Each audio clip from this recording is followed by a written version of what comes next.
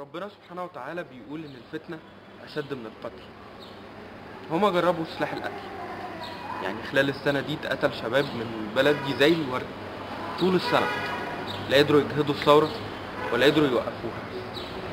طب يلا بقى نجرب السلاح اللي ربنا سبحانه وتعالى قال إنه أشد. يلا نجرب الفتنة، نقسم البلد اتجاه ضد اتجاه، تيار ضد تيار، دين ضد دين، بلد ضد بلد.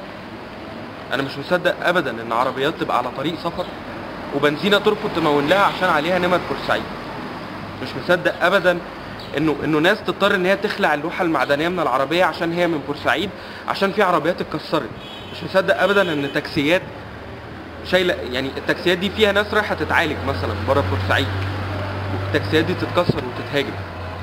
محدش فيكم ممكن يتخيل اللي انا سمعته بنفسي في مترو الانفاق وعلى الانترنت. يعني مش متخيل ابدا. وهو ربنا هو بيظهر الحق، ربنا بيظهر قد ايه ان البلد دي كانت مظلومه، وربنا بيظهر ان الخطه دي كانت باينه. يعني بس يعني افلا تعقلون. احنا كنا في الماتش امبارح، وكان واضح ان الامن قليل جدا بالنسبه لعدد او الكثافه العدديه للمشجعين. فكان واضح ان في شحن من الجانبين، والماتش انتهى لصالح بورسعيد، ولكن في يافطه اترفعت في نهايه المباراه ادت للشعب البورسعيدي ان هو ينزل. فهنا السؤال، فين الشرطه؟ مين اللي فتح البابين بتوع المدرجات الدرجه الثالثه لمشجعين بورسعيد؟ ومين اللي قفل الباب بتاع مشجعين النادي الاهلي؟ لان كل اللي مات بسبب غلق الباب بتاع النادي الاهلي، فده كسبب الرئيسي. فاحنا مطلوب لجنه تخصص الحقائق بتاعت مجلس الشعب والنائب العام ان هو يوصل من الساده الشرطه يديهم المسؤول. المدير الامن جاي من فتره بسيطه، انا شايف ان رئيس المباحث المسؤول اللي بقاله كام سنه في بورسعيد هو دوت اللي ممكن في ايده مفتاح اللغز دوت، وان شاء الله هم هيوصلوا للحل دوت. لكن اهالي بورسعيد طبعا ما هماش مسؤولين. تعصب قوي، مشجعين النادي المصري انجروا او ساقوا ناس، جرتهم ان هم يروحوا للمدرجات الثانيه، ولكن هم ما رموش حد، ما ضربوش حد، هم اندفعوا ووقفوا تحت. كنا شايفين عدد قليل جدا من الجماهير النادي المصري هي اللي كانت فوق، ما كانش كتير هم اللي فوق، بالعكس كان العكس. لكن الباب المقفول هو السبب في اندفاع الناس، وان هم داسوا على بعض بعد ما الباب اتكسر نتيجه لقوه الضغط المشجعين. احنا بورسعيد تاريخها معروف، ارجع من ايام 56 وعدوان الثلاثي. احنا اللي انقذنا مصر من حاجات كتير، ما حدش يعرف النهارده التهمه بتتلزق عليها. لو عايزين تدوروا مين الطرف الثالث ولا مين اللي عمال يعمل فيه الكلام ده، الطرف معروف. المشير، اسالوا المشير سوزان مبارك فين؟ فلوسها قاعده بتعمل ايه؟ بلطجيتها فين؟ ناسهم فين؟ اللواءات قاعدين بيعملوا ايه؟ يعني ايه ماتش كوره من غير تامين في وقت زي ده وبين فرقتين زي دول؟ باينه قوي. والله وبالنسبه لاحداث بورسعيد فهي مرتبطه باحداث مصر كلها، بس اللي بيحصل لاحداث بورسعيد تحديدا كان مقصود علشان فكره ان التراس اهلاوي لما يجي بورسعيد ويعمل مشكله بينه وبين البورسعيديه، فهو كده قدر يفض الاتحاد اللي معمول في التحرير ما بين تكتل شباب بورسعيد وما بين الاهلاويه، خاصه الاتراس اللي بيدخلوا محمد محمود. ولو نفتكر ان في احداث 18/12 كان اللي شايل التحرير كان تكتل شباب بورسعيد، تكتل شباب السويس، والاتراس لما نزل لهم محمد محمود. فكان طبيعي جدا ان هم عاوزين يسحبوا بورسعيد من هناك باي طريقه، ويسحبوا السويس لان السويس طبيعي فيها احداث، فطبيعي ان الشباب ممكن بيرجع لما الاحداث بتزيد. الفكره بقى ان بورسعيد فعلا كانت هاديه وكان الشباب كله هناك. علشان يعمل احداث هنا في بورسعيد كان لازم يرجع البورسعيديه وبعدين يبدا يعمل عليهم زي حصار بحيث ان هم ما يقدروش ينزلوا. اللي حصل قبل احداث الماتش ان كان في شويه حاجات كده بنتابعها، ان احنا لما كنا بنيجي نبعت اعاشه او نبعت فلوس او نبعت بطاطين للتحرير قبلها بيومين بالظبط بدا يحصل ان الطرق بتتقفل بشكل متعمد، يحصل مشاكل. والاول مره من اول الثوره ما بدات ان الطرق بتتقفل فعليا. اللي لاحظناه ان احنا بدانا نتوت، ويمكن انا ربطت دي بس ما كانش في دماغي ان احنا دي ممكن تكون مقصوده، ان احنا بدانا نقول انتوا بتتحدونا، طب احنا بنبعت الحاجه والحاجه وصلت رغم ان الطريق مقفول. بعد ما حصل احداث الماتش بدانا نقارن بين الاحداث اللي قبل كده والاحداث اللي بتحصل دلوقتي، اتاكدنا ان ده فعلا مقصود. بالنسبه لاحداث 25 يناير اللي فات كان ناس كتير معتقده ان البورسعيديه مش هيطلعوا ويتظاهروا، بحيث ان بورسعيد بلد هاديه فعلا فيها بعيد عن الثوره تماما. لما نزلت الناس بالجموع الكبيره ديت وبدا ان فعلا الوعي يزيد، فكان طبيعي جدا ان بورسعيد لازم تقف، لان ما ينفعش ان بورسعيد والسويس هيبقى فيهم نفس الثوره بنفس القوه بتاعه التحرير. فلما يبقى عنده بورسعيد والسويس واسكندريه والتحرير، كده كارثه بجد، كده مصر كلها فعلا بتصور. علشان يوقف كل القصص دي فهو لازم يدخلنا خدمات، وده فعلا دلوقتي اللي بيحصل، ده اللي بيأكد كلامنا ان بورسعيد بعد الاحداث الماتش في تصعيد تاني من نوع تاني، ان هو اي حاجه احنا بنعملها علشان نهدي بيها هو في المضاد بيعمل حاجه تانيه علشان يقوم بقيه المحافظات على بورسعيد. يعني هو فعلا حقيقي دلوقتي بيعمل حصار لبورسعيد. الحل ايه؟ الحل ان احنا ده كويس ان هو هيقوم الثوره هنا ويبدا يصحي الناس، وان هو اللي كان عاوزه الحمد لله رب العالمين ما اتحققش، لان شبابنا اساسا ما رجعش من التحرير اثناء الاحداث ولا قبلها. هو شبابنا اوريدي هناك، هو عم حصرنا احنا هنا، بس الشباب هناك اللي هو كان عاوز يرجعه هو الحمد لله رب العالمين موجود في تحرير محمد محمود دلوقتي. هناك حالة من الذهول والحزن والغضب، ولكن الشعب البورسعيدي أثبت حقيقة أنه بالفعل هو شعب أصيل وثائر، وهو أيضا حامل لقيم النبل والشهامة. شعب بورسعيد هو الذي حمى لاعبي الأهلي، وحمى إداريين النادي الأهلي، وحمى جمهور الأهلي. وكنا نشاهد البلطجية يقتحمون الملعب، والمواطنون مشجعي بورسعيد الأصلاء هم الذين كانوا يردوهم إلى المدرجات مرة أخرى، وهم الذين حموا سيد عبد الحفيظ وحموا شريف إكرامي وحموا ميونيل جوزيه المدرب النادي الأهلي، وهم أيضا الذين تبرعوا بالدماء، وهم الذين نقلوا الضحايا من قتلى وشهداء ومصابين على الموتوسيكلات وعلى الأكتاف وفي السيارات إلى المستشفيات القريبة والبعيدة في نفس الوقت. وهم الذين تبرعوا بالدماء وتبرعوا بالبطاطين وتبرعوا بالبناءات، وهم الذين تظاهروا احتجاجا على ما حدث واحتجاجا على اختيار بورسعيد مكانا لهذه الفاجعة المؤثرة الدامية. وهم أيضا الذين يعني ظللوا بورسعيد بأشرطة الحداد حدادا على الشهداء. نحن حزانة لأن كثيرين ماتوا سواء من بورسعيد أو من القاهرة أو من الجيزة أو من الإسماعيلية أو السويس أو الإسكندرية أو دمياط. يعني يا أستاذ وليد النهارده بورسعيد المفروض إن هي تكون أجمل بلاد العالم في موقعها المناخي، وفي ناسها الطيبين، وفي تاريخ المؤثر. احنا بنتمنى يكون الوضع اجمل من كده، وبنتمنى ان حصاد الثوره يكون اجمل من كده. واحنا عندنا تحديات كامله في شعب بورسعيد بالذات. احنا بنتحدى كل انسان يضل الطريق في بورسعيد ويتعدى على اي شخص كان. بورسعيد هي كانت الدفاع الاول عن مصر كلها يا استاذ وليد، بتدافع عن مصر كلها في العدوان الثلاثي. وكان الشباب البورسعيدي من حوالي من 13 سنه ل 15 سنه كان في حاله مقاومه فظيعه يشهد لها التاريخ. ومن ناحيه البورسعيديه لا يملكون غير الروح الحلوه.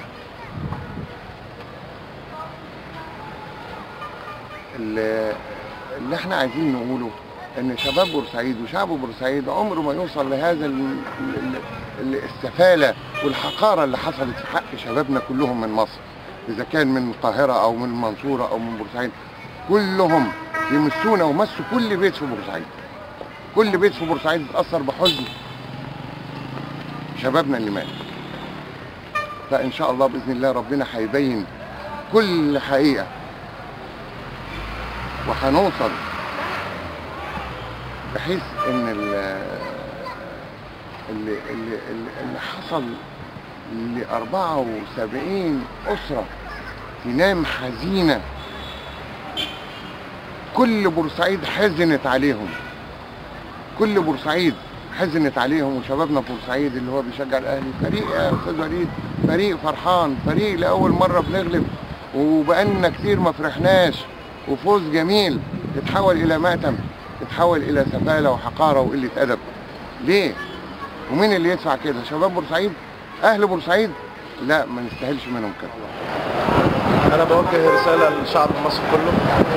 مستحيل بورسعيد اللي ضحت في 56 ودفعت عن بورسعيد هي اللي تكون قتلت اخواتها بايدها. مستحيل نقتل القتيل ونمشي بجنازته زي الناس ما بتقول. مستحيل بعد ما كل الناس اللي ماتت ومنهم بورسعيدية ننزل نتبرعهم بالدم ونوصلهم للقصر وندافع عنهم وناخدهم في بيوتنا حوالين الاستاد. مستحيل احنا يتقال علينا بورسعيد دنيئه وبورسعيد يتقال علينا بورسعيد قتيله. مش احنا اللي نعمل كده، مش شعب بورسعيد اللي يعمل كده. الكل عارف ان ده مخطط، الكل عارف ان ده اثاره فوضى في البلد. مش قادر اتخيل في يوم من الايام بورسعيد اللي كل محافظات مصر بتتباهى بيها تقول لي بورسعيد بلد قتله وبلد مش نظيفه وبلد مش طاهره. احنا بنثبت للناس النهارده اللي احنا بورسعيديه وصال ومش هنسيب حق اي حد مات او اتصاب، مش هنسيب اي حد رجله دخلت بورسعيد خرج منها او ما خرجش. من وقت المباراه واحنا في مأساة كبيره، بس انا شايف ان بالمنطق وبالعقل لازم نقرا اللي حصل في المباراه قرايه صحيحه. لازم نقراه من اكتر من وجهه نظر. يعني لو حاولنا ندور عن الاسباب الحقيقيه اللي حصل في المباراه هنلاقيها اكتر من سبب. اول الاسباب من وجهه نظري احنا ممكن نقيسه باللي حصل في الثوره قبل كده. غياب الشرطه يوم 28 يناير في جمعه الغضب هو نفسه غياب الشرطه اللي حصل في الماتش. محاوله بث الخوف والرعب في قلوب الناس من اجل تثبيت اوضاع معينه، ده السبب الاساسي في المباراه.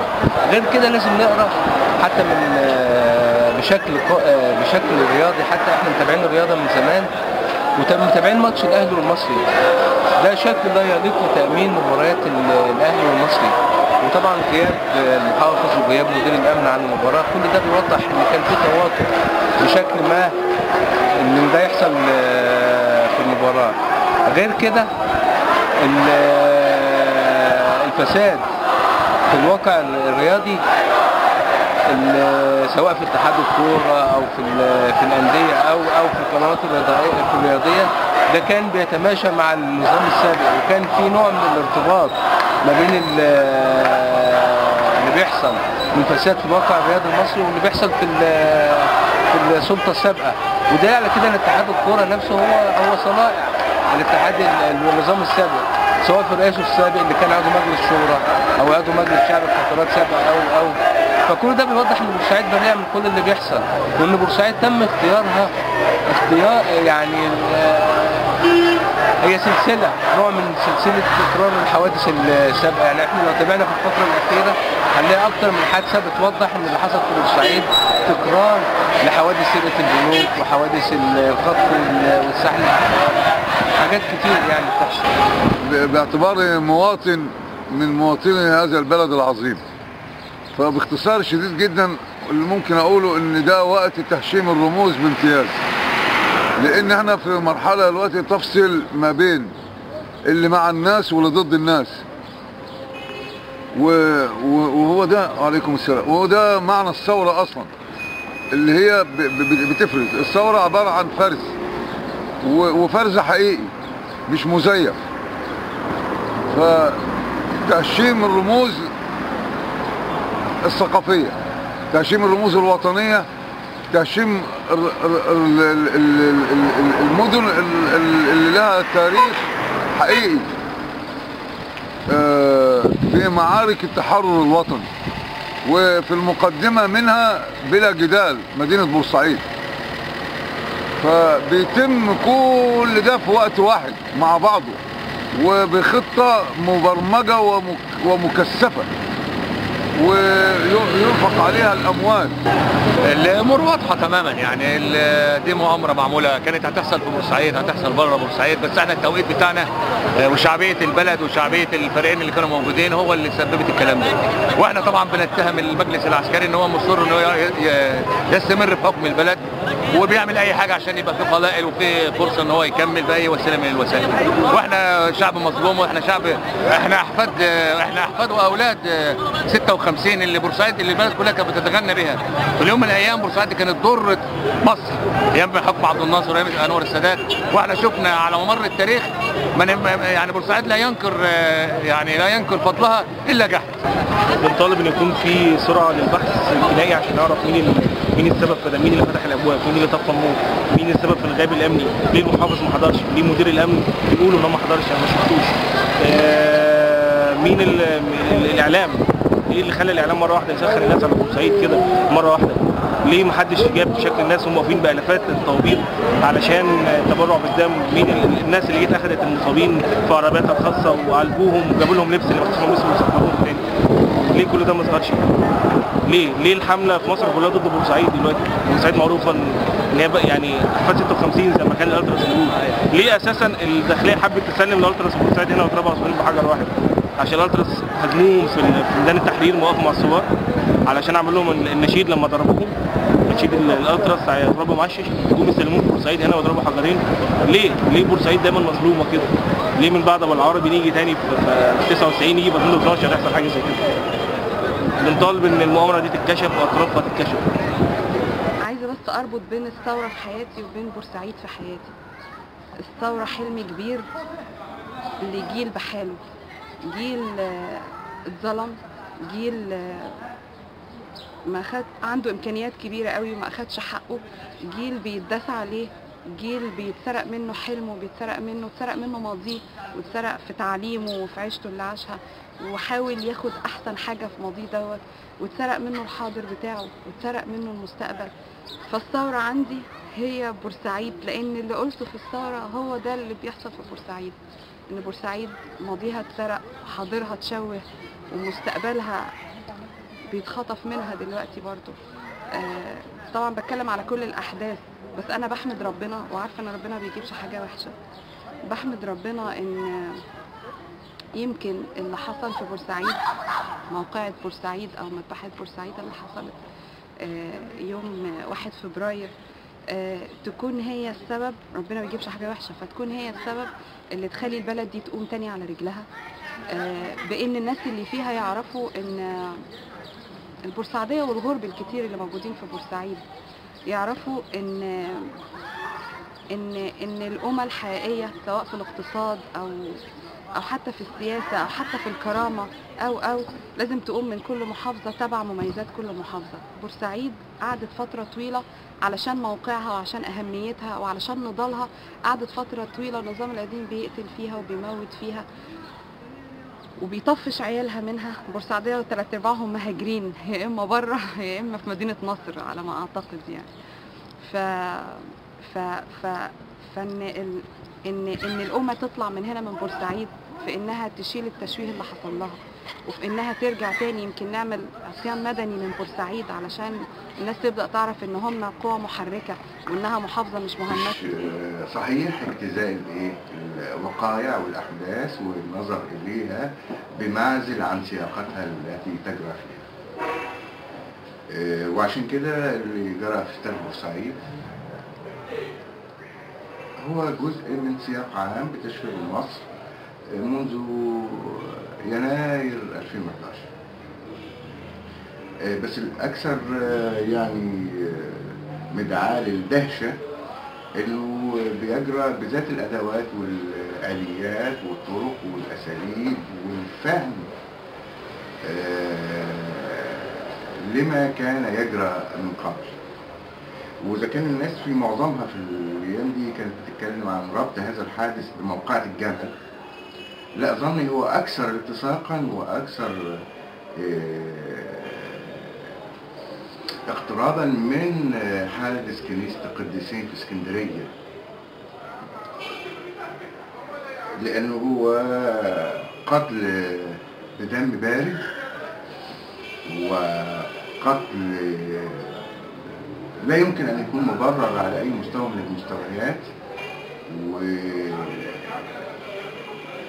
ومن يجترئ على ده هو جهاز واحد في مصر مارسه بفظاظة وبفظاعة، حيث قتل ناس يعبدوا ربهم في كنيسة في ليلة عيدهم، وهو جهاز أمن الدولة. وظني أن ما حدث هو قريب من هذا السياق.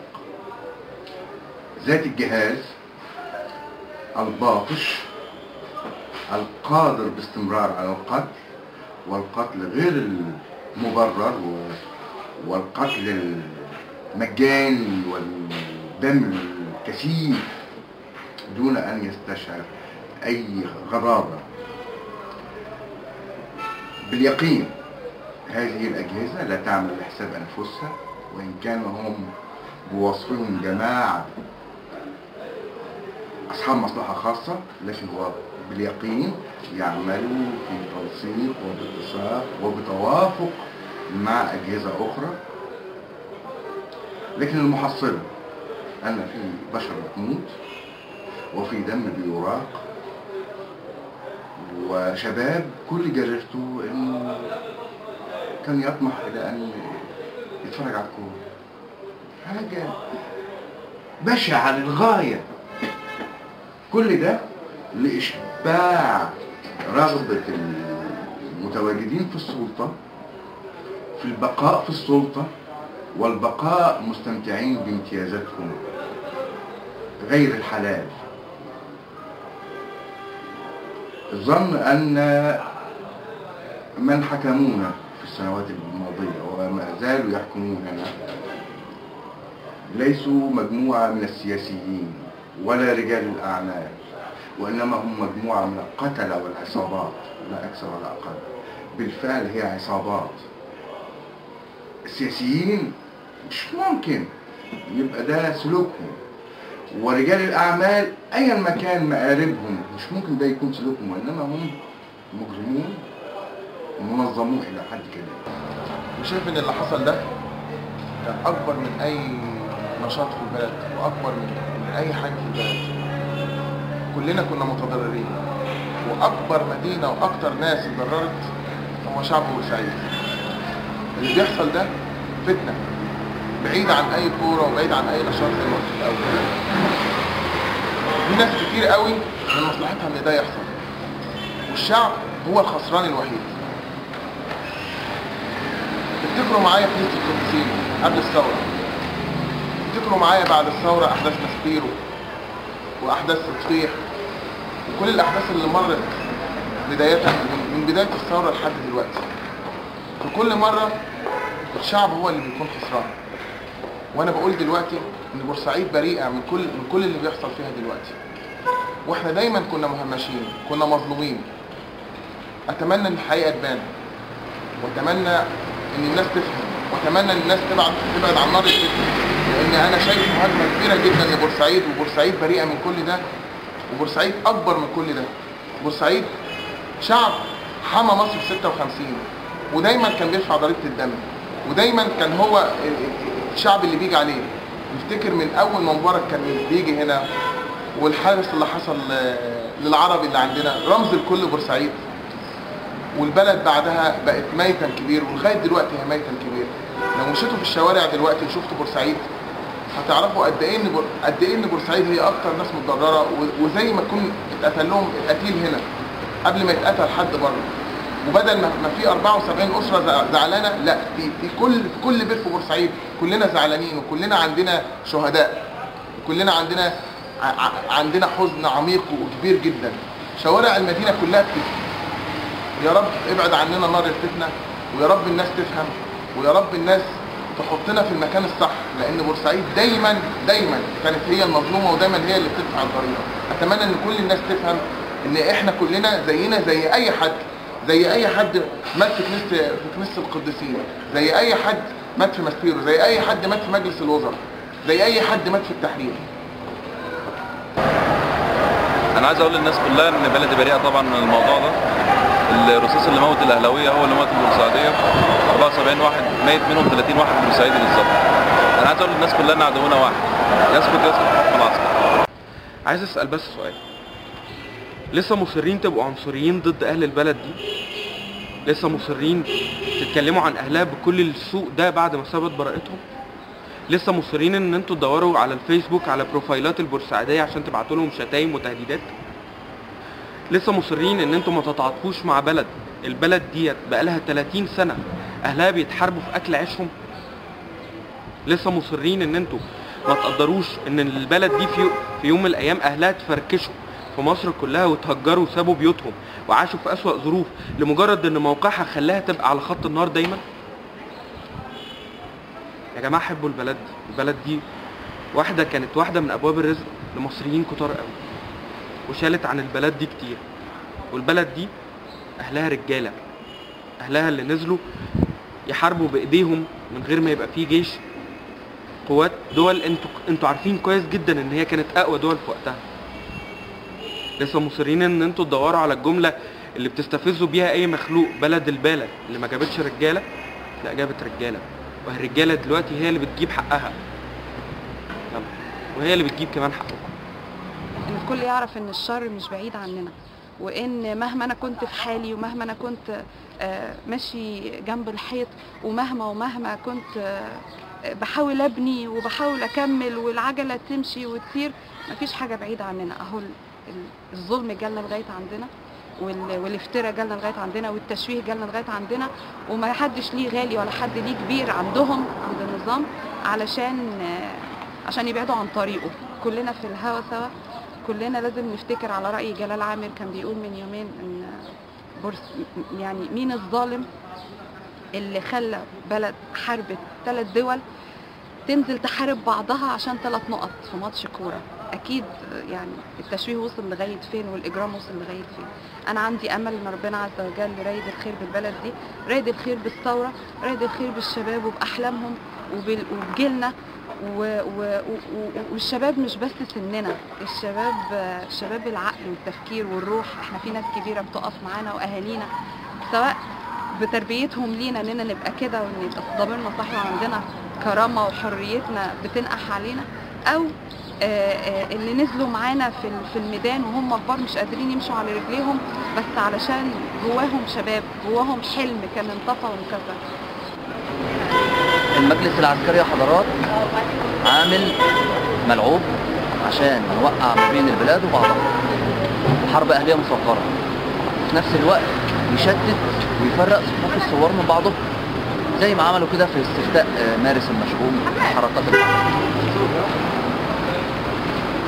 الحل من الآخر في كل اللي هم بيعملوه معانا ده عصيان مدني شامل، عصيان مدني وإضافة عن العمل. في يوم واحد الشعب كله لا يروح شغله ولا يروح في اي حته ولا يعمل اي حاجه غير انه يقول لا ويسقط حكم عسكري. في النهايه لا جدوى مما يحدث جميعا. ما حدث قد حدث، وكشف الغطاء عن هذا الشعب وعن طاقاته الكامنه، وخرج ولن يعود. وهذا اليقين الذي يماري فيه من يمسكون السلطة ويتصورون أنه بضغوط وبألاعيب وبمؤامرات وبكل هذا السفه والسخف والدماء يمكن أن يرجعوا الأمور للوراء، وده مستحيل. لكن من إمتى كان اللي في السلطة عنده عقل؟ من إمتى كان اللي معتاد على القتل يراجع ضميره؟ استحل المال الحرام واستحل الدماء الأبرياء وحريات الناس سنوات طويلة، وأصبح هذه يقينيات وقواعد مسلمة بالنسبة لمن يحكمون في مصر، وبالتالي لن يرجعوا عمهم فيه. لا جدوى من إصلاحهم، لأنهم أوغلوا في القتل وأوغلوا في السرقة وأوغلوا في الفساد إلى حد أنهم لم يعودوا بشرا أسوياء، ومستحيل أن يرتدعوا عما هم فيه سوى بقمعهم بشكل أو بآخر. وبالتالي الكلام في التطهير وفي المحاكمات وفي التغير الجذري لابد أن يحدث، لكن يأخذ مدى طويل، لأن العصابات التي تحكمنا متشعبة ومتغلغلة ومتجذرة ومتشابكة. يعني لو تبص لخريطة من يحكمون ومن معهم مقاليد عائلات، وتجمعهم مش روابط المصلحة وبس، وصلت ان روابط الدم قريب ونسيب وابن خال وابن خالة وابن عم وابن عمة، هو شيء يصعب تعتعته. المشكلة ان التوريث لم يكن في الرئاسة، التوريث في كل هياكل الدولة. تتكلم عن يعني تطهير جهاز شرطة، وأن الملازم الأول ابن اللواء اللي فوق، واللواء اللي فوق فاسد، طب كيف يعني ابنه هيطلع طاهر؟ مسألة أكثر تعقيدا. 3/4 جهاز الشرطة أقرباء وأنسباء، 3/4 القضاء نفس الحال.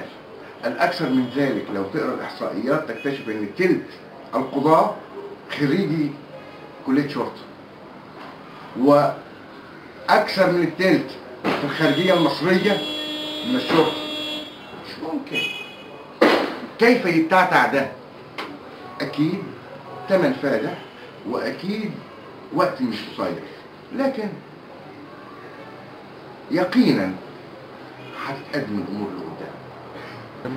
عايز أقول بس رسالة للألتراس الأهلي اللي مصيبته تعتبر من أكبر المصائب، اللي أكتر ناس حاسة بالمصيبة حاليا هم الألتراس الأهلي وبورسعيد. الألتراس الأهلي عايز أقول لهم إحنا كنا بنحارب جنب بعض بمعنى كلمة الحرب في محمد محمود، كانوا هم بيحمونا واحنا بنحميهم. كان لما حد مننا بيتصاب كانوا هم اللي بيشيلوه، لو كان حد منهم متصاب احنا اللي كنا بنشيله، كنا كلنا ايد واحده. هم بيحاولوا يفرقونا، هم عايزينها بعد ما قدروش يفرقوا بين المسلمين والمسيحيين ويفرقوا ما بين الليبراليين والاسلاميين، دلوقتي بيفرقوا ما بين المحافظات وبعضها. اللي حصل ده كان ممكن يحصل في الاسماعيليه، اللي حصل ده كان ممكن يحصل في اسكندريه. ماتش طبيعي ان ماتش الكوره يبقى فيه شغف جماهيري او يبقى فيه تربص من الجمهور الفريقين. طبعا انا رافض ده كل ده، وانا اصلا يعني شايف ان كل ده ملوش اي لازمه، بس ده هو واقع، لكن عمره ما بيؤدي ابدا لموت 74 واحد في نص ساعه. فبقول لألتراس الاهلي ما تحققوش اللي هم عايزينه يحصل، ما تعملوش الفتنه والفرقه ما بيننا، وانتوا حقكم على دماغنا من فوق، وحقكم ساعدونا ان احنا نقدر نجيبه، احنا نقدر نجيب حقكم. البلطجيه معروفين واحنا قدرنا نوصل لصور كتير منهم، وقدرنا نوصل لتحريض المحرض الاساسي في الموضوع.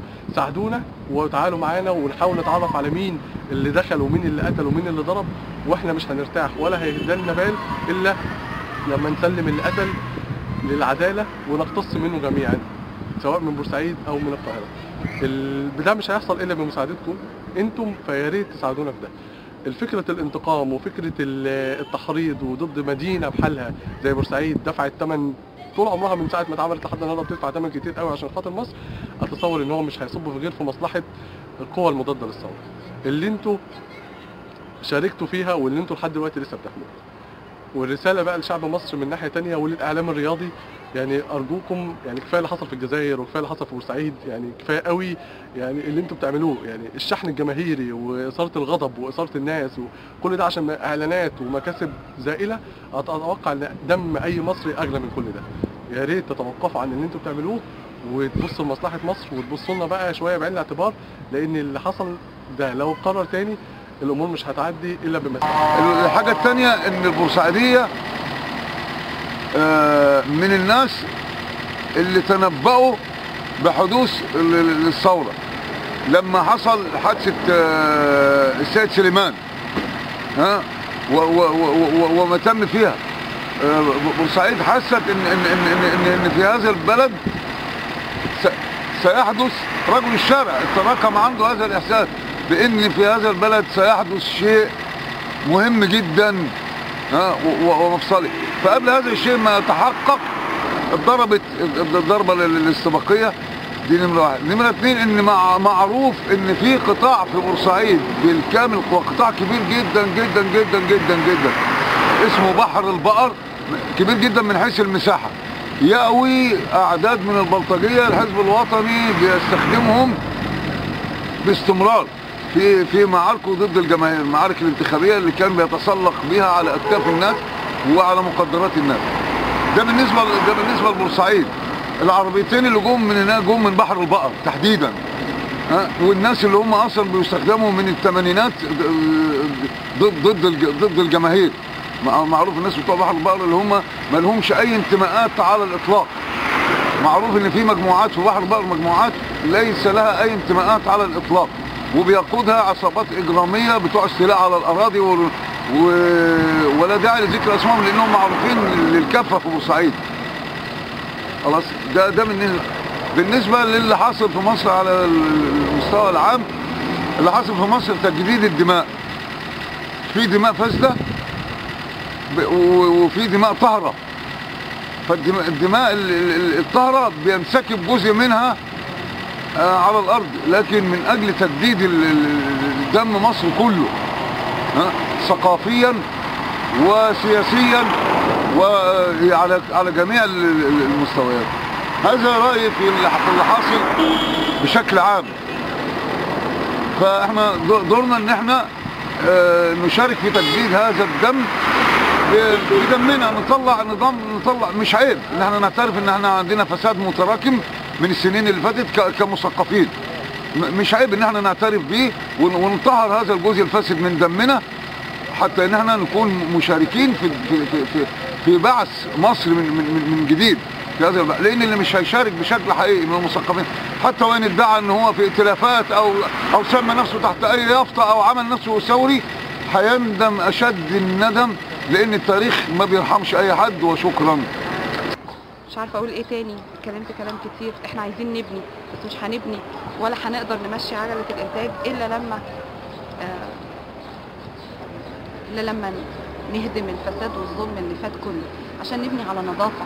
البلد خلاص ما عادش يتبنى على قديمه، لان قديمه مخوخ. مهما عملت بنى جميل وحلو ورائع وقوي فوق حطام او فوق بنى تاني هش، هينخر، والتقل بتاع البنى الجديد، لان البنى الجديد لازم يكون اصيل، هيقع علشان اساسه بايظ. فاحنا عشان كده لسه مكملين ثورتنا، وعشان كده لسه مكملين دفاعنا عن بلدنا وعن جيلنا وعن حلمنا وعن بورسعيد، بما اني بورسعيديه. وهنكمل مسيرتنا وهنكمل مشوارنا ان شاء الله، ويسقط حكم العسكر، ويسقط النظام البائد الفاشل اللي فات. ومش هنرجع، حتى لو الناس بتقول لنا ارجعوا حافظوا على روحكم، مش هنرجع، لان اللي اهم من روحنا كرامتنا.